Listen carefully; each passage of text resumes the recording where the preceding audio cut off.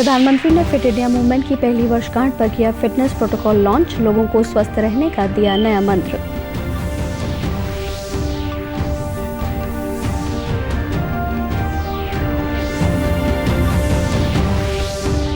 हरियाणा के ओलंपियन पहलवान बजरंग पूनिया ने फिट इंडिया के 1 साल पूरा होने पर दी बधाई। कहा, प्रधानमंत्री की इस मुहिम में देशवासी बढ़-चढ़ कर ले हिस्सा।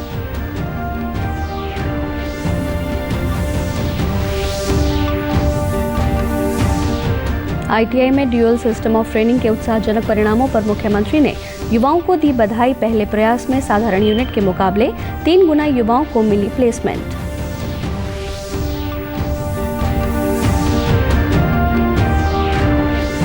और केंद्र द्वारा कृषि संबंधी 3 विधेयक पारित करने पर प्रदेश के किसानों ने जताई खुशी। कहा, किसान इच्छानुसार अपनी फसल बेचने के लिए स्वतंत्र। नमस्कार, मैं पल्लवी और अब समाचार विस्तार से। प्रधानमंत्री नरेंद्र मोदी ने देशव्यापी ऑनलाइन फिट इंडिया संवाद के दौरान आज फिटनेस को बढ़ावा देने वाले लोगों के साथ बातचीत की। फिट इंडिया अभियान की पहली वर्षगांठ मनाने के लिए संवाद का आयोजन किया गया था। ऑनलाइन बातचीत में प्रतिभागियों ने फिटनेस और अच्छे स्वास्थ्य के बारे में प्रधानमंत्री से मार्गदर्शन प्राप्त करते हुए खुद की फिटनेस यात्रा के अनुभवों को साझा किया। संवाद में विराट कोहली से लेकर मिलिंद सोमन और रुजुता दिवेकर जैसे हस्तियों ने हिस्सा लिया। इस मौके पर प्रधानमंत्री ने फिटनेस प्रोटोकॉल भी लॉन्च किया। फिट इंडिया कार्यक्रम में प्रधानमंत्री ने लोगों को स्वस्थ रहने के लिए फिटनेस की डोज आधा घंटा रोज का नया मंत्र दिया। उन्होंने कहा कि फिट रहना मुश्किल काम नहीं है, थोड़े से नियमों का पालन करके हम स्वस्थ रह सकते हैं। फिट इंडिया मूवमेंट ने अपने प्रभाव और प्रासंगिकता को इस कोरोना काल में सिद्ध करके दिखाया है। वाकई फिट रहना उतना मुश्किल काम नहीं है जितना कुछ लोगों को लगता है। थोड़े से नियम से और थोड़े से परिश्रम से आप हमेशा स्वस्थ रह सकते हैं। फिटनेस की डोज आधा घंटा रोज। मैं दोबारा सुनाता हूं, फिटनेस की डोज आधा घंटा रोज। इस मंत्र में सभी का स्वास्थ्य, सभी का सुख छिपा हुआ है। फिट इंडिया संवाद में प्रधानमंत्री ने सबसे पहले पैरालंपिक स्वर्ण पदक विजेता एथलीट देवेंद्र झाझड़िया से संवाद में प्रधानमंत्री ने उनके सफर और फिटनेस के बारे में चर्चा की। के बावजूद भी आप अपने फिटनेस रूटीन को जिस प्रकार से मेंटेन किया है और जिस प्रकार से आपने दुनिया में भारत का झंडा फहराया है, तो जरूर आपसे देश कुछ सुनना चाहेगा और मैं भी सुनना चाहूंगा। मेरी 9 साल की उम्र थी तो बिजली का करंट लगने से मुझे हाथ गंवाना पड़ा और मुझे ऐसा लगा कि जब हॉस्पिटल से मैं निकल रहा था तो ऐसा लगा कि मैंने सब कुछ खो दिया मेरी लाइफ में। लेकिन जब मैं घर पे पहुंचा तो माताजी ने कहा कि जाइए बाहर खेलिए आप। मैंने कहा कैसे खेलूं, अब मेरे तो हाथ ही नहीं है। लेकिन माताजी ने कहा कुछ नहीं बिगड़ा आपका, आप बाहर निकलिए, खेलिए बच्चों के साथ, आप भी औरों जैसे ही हैं। तो मैंने उस दिन घर से बाहर निकल के सोचा कि मैं कमजोर नहीं कहलाऊंगा, मैं सबसे फिट बन के दिखाऊंगा। प्रधानमंत्री ने भारतीय क्रिकेट टीम के कप्तान विराट जी, आपका तो नाम भी विराट और काम भी विराट। नमस्कार सर। दुबई में से आज समय निकाला और वहां तो ये खेल आपका बड़ा तनावपूर्ण रहता है, उसमें भी आपने और अपनी भागदौड़ भरी जिंदगी में अभी जो फिटनेस रूटीन फॉलो करते हैं, मैं जरूर चाहूंगा, देश भी जानना चाहेगा क्योंकि नौजवान आपको, आपकी हर गतिविधि को देखता है, ये आपको कैसे मदद करता है? मेरे खुद के एक्सपीरियंस में सर एक ट्रांजिशन एक्सपीरियंस करने को मिला मुझे कि जिस पीढ़ी में हम खेलना शुरू हुए और जो उस समय खेल की हमारी डिमांड्स थी वो बहुत तेजी से बदली एक समय के बाद।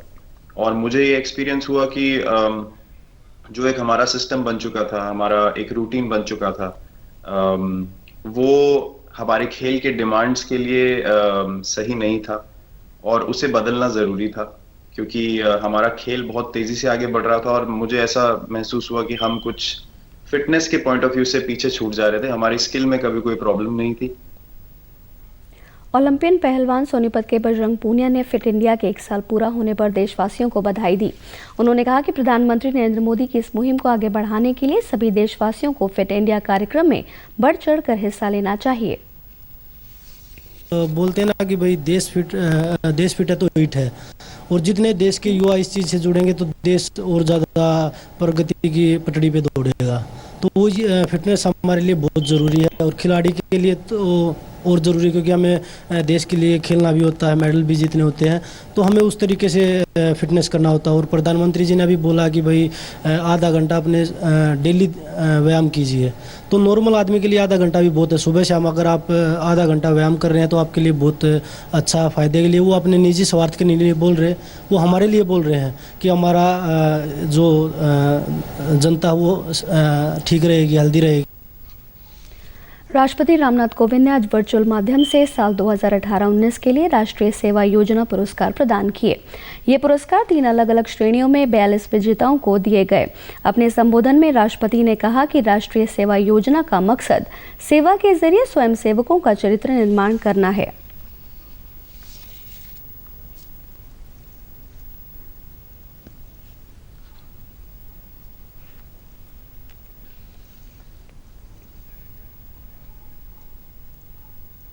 राष्ट्रीय सेवा योजना का उद्देश्य है सेवा के माध्यम से शिक्षा। सेवा के द्वारा युवा स्वयं सेवकों के चरित्र का निर्माण तथा व्यक्तित्व का विकास होता है। स्वैच्छिक सामुदायिक सेवा राष्ट्रीय सेवा योजना का महत्वपूर्ण अंग है। इस योजना का आदर्श वाक्य है नॉट मी बट यू, यानी मैं नहीं बल्कि आप। इसका भाव है अपने हित की जगह दूसरे के हित पर ध्यान देना। राष्ट्रीय सेवा योजना का प्रतीक है अशोक चक्र, जो स्वयं सेवकों को 24 घंटे सेवा के लिए तत्पर रहने की प्रेरणा देता है। मुख्यमंत्री मनोहर लाल ने बताया कि आईटीआई में ड्यूअल सिस्टम ऑफ ट्रेनिंग के उत्साहजनक परिणाम को देखते हुए यूनिट्स को बढ़ाया गया है, ताकि इस पहल का लाभ प्रदेश के ज़्यादा से ज़्यादा युवाओं को मिल सके। उन्होंने बताया कि पहली यूनिट में पिछले साल 1300 युवाओं ने पंजीकरण करवाया था, और पहले ही प्रयास में साधारण यूनिट के मुकाबले इसके 3 गुना युवाओं को प्लेसमेंट मिली है। मुख्यमंत्री ने प्लेसमेंट पाने वाले सभी युवाओं और उनके अभिभावकों को बधाई दी। उन्होंने बताया कि डीएसटी की भागीदारी पहले 39 उद्योगों के साथ थी, जिसे बढ़ाकर 168 उद्योगों के साथ कर दिया गया। मैं प्लेसमेंट पाने वाले सभी युवाओं, उनके माता पिता व अन्य परिजनों को बधाई देता हूं। मित्रों, इस उत्साहजनक परिणाम को देखते हुए हमने ड्यूअल सिस्टम ऑफ ट्रेनिंग यानी डीएसटी की यूनिट्स को बढ़ाया है, ताकि इस पहल का लाभ राज्य के ज़्यादा युवाओं को मिल सके। इस संदर्भ में पिछले वर्ष डीएसटी की भागीदारी 39 उद्योगों के साथ थी, जो कि बढ़ाकर अब 168 उद्योगों के साथ कर दी गई है। इस साल हमने डीएसटी के तहत सीटों की संख्या बढ़ाकर 5000 कर दी है, और इनके लिए पंजीकरण कराने की अंतिम तिथि 28 सितंबर है। मेरा राज्य के युवाओं से अनुरोध है कि आप आज ही डीएसटी ट्रेड्स में अपना पंजीकरण करें और सुनिश्चित रोजगार की ओर कदम बढ़ाएं। धन्यवाद। जय। केंद्रीय कपड़ा मंत्री स्मृति ईरानी ने कहा कि कृषि से संबंधित 3 विधेयक पारित होने से किसान खुशहाल होगा और ग्रामीण अर्थव्यवस्था में भी सुधार होगा। उन्होंने कहा कि इससे किसानों को बिचौलियों से छुटकारा मिलेगा और किसान अपनी फसल कहीं पर भी बेचने के लिए स्वतंत्र होगा। ये बिल पारित होने से विपणन की लागत में कमी आएगी और किसानों की आय में सुधार होगा। खरीदारों को 3 दिन के भीतर किसानों को भुगतान करना होगा। आधुनिक तकनीक और इनपुट तक किसानों की पहुंच भी सुनिश्चित होगी। केंद्रीय मंत्री ने इस बिल को एक देश एक बाजार की दिशा में ऐतिहासिक कदम बताया। बिल में है कि किसान की ज़मीन ना खरीदी जा सकती है, ना गिरवी रखी जा सकती है, और अगर किसान और जिसको उसने अपनी फसल बेचनी है उसके बीच में करार है तो रिकवरी के लिए भी किसान की ज़मीन आप हाथ नहीं लगा सकते। तो किसान की ज़मीन अगर सुरक्षित रहे तो विपक्ष को तकलीफ क्यों है? बिल में क्या है तो वो कहाँ बेचेगा, किसको बेचेगा, ये निर्णय लेने के लिए किसान आज़ाद है। कितने में बेचेगा और भुगतान भी किसान को 3 दिन में करना पड़ेगा, तो इस बात से विपक्ष को क्यों तकलीफ है? विपक्ष क्यों चाहता है कि एक तलवार लटकती रहे किसान के सर पे कि आपको वहीं जाना है जहां विपक्ष कहता है, उतने में ही बेचना है जो विपक्ष कहता है, उसी को बेचना है जिसको विपक्ष कहता है? क्या ये आज़ाद भारत में एक अच्छी परंपरा है? उप मुख्यमंत्री दुष्यंत चौटाला ने कहा कि विपक्षी पार्टियों द्वारा ये भ्रम फैलाया जा रहा है कि सरकार द्वारा न्यूनतम समर्थन मूल्य प्रणाली को खत्म करने की कोशिश की जा रही है। उन्होंने किसानों को आश्वस्त किया कि उनकी फसलों की खरीद सरकार द्वारा न्यूनतम समर्थन मूल्य पर जारी रहेगी। वे आज हिसार जिले के गांव खेड़ी जालब में उप तहसील कॉम्प्लेक्स का उद्घाटन करने के बाद पत्रकारों से बातचीत कर रहे थे। केंद्र सरकार द्वारा कृषि संबंधी 3 विधेयक पारित होने से प्रदेश भर में किसानों में खुशी की लहर है। कृषि उपज व्यापार और वाणिज्य विधेयक 2020 कृषि उपज की ऑनलाइन खरीद बिक्री को भी मान्यता देता है और राज्य सरकारों को किसानों, व्यापारियों और इलेक्ट्रॉनिक व्यापार प्लेटफॉर्मों से भी किसी भी तरह शुल्क लेने से भी रोकता है। पलवल के किसानों ने विधेयक का समर्थन करते हुए कहा कि वे अब अपनी फसलों को इच्छानुसार कहीं भी बेचने के लिए स्वतंत्र होंगे। उन्होंने कहा कि इससे उनकी आय में वृद्धि होगी। देखिए, जो भी देश के प्रधानमंत्री आदरणीय मोदी जी ने जो भी ये अध्यादेश जो कानून बनाया है, ये किसानों के हित में है। इसमें किसानों का कोई अनहित नहीं है और अब किसान को जो उनका एक अध्यादेश जारी किया है कि वे कहीं भी वो किसी भी मंडी में अपना फसल बेच सकता है, तो बहुत अच्छी बात है कि अब वो कानून नहीं है कि भाई उसी मंडी में उसी दायरे में अपनी फसल बेचेगा। अब तो ये है कि भाई कहीं भी किसान अपनी फसल बेच सकता है, इससे किसान को फ़ायदा होगा। तो किसानों के हित में है और उससे किसान राजी भी हुए हैं और जो समर्थन मूल्य जो सरकार ने दिया है वो सरकार ने ठीक काम किया है किसानों। कैथल में भी किसानों ने केंद्र सरकार द्वारा लागू किए गए कृषि विधेयकों का स्वागत किया है। उन्होंने कहा कि ये विधेयक किसानों के लिए लाभकारी सिद्ध होंगे। इस विधेयक के तहत अब वे अपनी फसलों को अच्छे दामों पर कहीं पर भी बेच सकते हैं। इससे किसानों की आमदनी बढ़ेगी और किसान खुशहाल होगा। किसान मंडी में अपनी फसल लेके जाता है, पहली बात तो इंतजार करता है बोली कब होगी। पहले दिन बोली हो जाती है तो बहुत बढ़िया, नहीं होती 2 दिन उसको इंतजार करना पड़ता है, रात को भी वहीं सोना पड़ता है और वहाँ पे अन्य जानवर वगैरह का भी समस्या रहती है, पानी वगैरह की भी कई बार बारिश हो जाती है, उससे भी समस्या रहती है, तो इससे परेशान ही रहता है किसान तकरीबन। और यदि एकदम जाए किसान की फसल जाते ही बिक जाए, नुकसान तो कम ही होगा। हाँ, इससे किसानों को ये फायदा होगा कि उनको आज़ादी है, वो कैथल मंडी में बेच सकते हैं, कैथल से बाहर जाके बेच सकते हैं, उनको पे पाबंदी नहीं है किसी प्रकार की। जहाँ उनको अच्छे दाम मिलेंगे किसान वहीं जाके बेच सकता है। इससे हम बड़े खुश हैं। बहुत ही ज़्यादा लाभ होगा। जैसे पहले आड़ती थे वो जैसे हमारे से 1800 होता था, हमें 1500 देते थे, 300 रुपया वो खुद रख लेते थे, उससे आज़ादी मिली है। हमें बहुत ही खुश हैं और हम बहुत इन पर अब आभार व्यक्त करते हैं जो हमारा जो इन्होंने किसानों की तरफ इतना सोचा। प्रदेश से जुड़ी खबरों को विस्तार से जानने के लिए आप हमारे साथ फेसबुक, ट्विटर और यूट्यूब के माध्यम से भी जुड़ सकते हैं। हमसे जुड़ने के लिए आप हमारे सोशल मीडिया हैंडल को फॉलो कर सकते हैं। ग्रामीण क्षेत्र के कामगारों के लिए मनरेगा वरदान साबित हो रही है।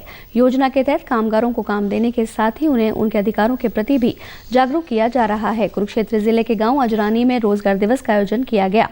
थानेसर के अतिरिक्त खंड कार्यक्रम अधिकारी मनोज कुमार ने बताया कि रोजगार दिवस आयोजन का उद्देश्य यही है कि कामगार अपने अधिकारों के बारे में जान सकें। ग्राम पंचायत अजरानी में जोड़ खुदाई का कार्य चल रहा है। इस कार्य में करीब 110 मजदूर कार्यरत हैं। इन मजदूरों को इनके जो मनरेगा स्कीम में अधिकार और कर्तव्य हैं उनके बारे में जानकारी देने के लिए मैंने एक रोज़गार दिवस का आयोजन किया है यहाँ पे। इस रोज़गार दिवस के आयोजन के दौरान मजदूर को क्या क्या अधिकार हैं, एक नया प्रोजेक्ट चला है अभी उन्नति प्रोजेक्ट के नाम से। सरकार चाहती है भाई ये जो लोग अकुशल मजदूरी कर रहे हैं ये अकुशल मजदूरी से हटके और कुछ ना कुछ कुशलता के काम में शिफ्ट करें। जैसे जिस परिवार के 100 दिन का रोज़गार पूरा हो जाएगा वित्त वर्ष में, उस परिवार के किसी भी वयस्क सदस्य जिसकी उम्र 18 साल से 40 साल के बीच होगी, उसको सरकार free of cost skill development के लिए ट्रेनिंग देगी। कामगारों ने बताया कि वे गांव के जोहड़ की खुदाई का काम कर रहे हैं। मनरेगा योजना के तहत काम मिलने पर उनकी आर्थिक स्थिति में सुधार आया है। कार्ड नंबर 225 है और हमें सरकार की तरफ से बहुत अच्छी जॉब मिल रही है और 309 रुपये दिहाड़ी मिल रही है और बहुत अच्छा काम हो रहा है। हम यहाँ नरेगा की तरफ से काम कर रहे हैं जी, जोड़े की खुदाई चल रही है जी, 309 रुपये दिहाड़ी है जी। हाँ जी, सरकार की तरफ से बहुत धन्यवाद सब अफसरों का जी। लॉकडाउन था, बहुत ज़्यादा परेशान थे आर्थिक स्थिति के कारण, तो तब भी सरकार ने हमें नहर पे मनरेगा का काम दिया जिसमें हमें 309 रुपये दिहाड़ी मिलती थी। ठीक है सर, 14 दिन काम किया हमने, टाइम पे पैसे मिले, फिर जाके हमारा सिस्टम सही चला। बहुत ज़्यादा ही दिक्कत हो गई थी जी कोरोना के टाइम में तो, और अब भी सरकार ने बहुत बढ़िया काम दे रखा है। मैं बहुत बहुत धन्यवाद करता हूँ। और अंत में इस बुलेटिन के मुख्य समाचार एक बार फिर। प्रधानमंत्री ने फिट इंडिया मूवमेंट की पहली वर्षगांठ पर किया फिटनेस प्रोटोकॉल लॉन्च, लोगों को स्वस्थ रहने का दिया नया मंत्र।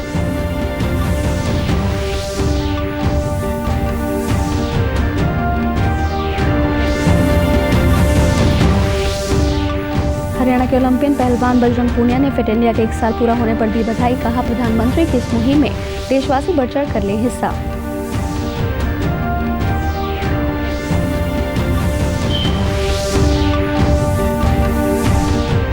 ITI में ड्यूअल सिस्टम ऑफ ट्रेनिंग के उत्साहजनक परिणामों पर मुख्यमंत्री ने युवाओं को दी बधाई। पहले प्रयास में साधारण यूनिट के मुकाबले 3 गुना युवाओं को मिली प्लेसमेंट।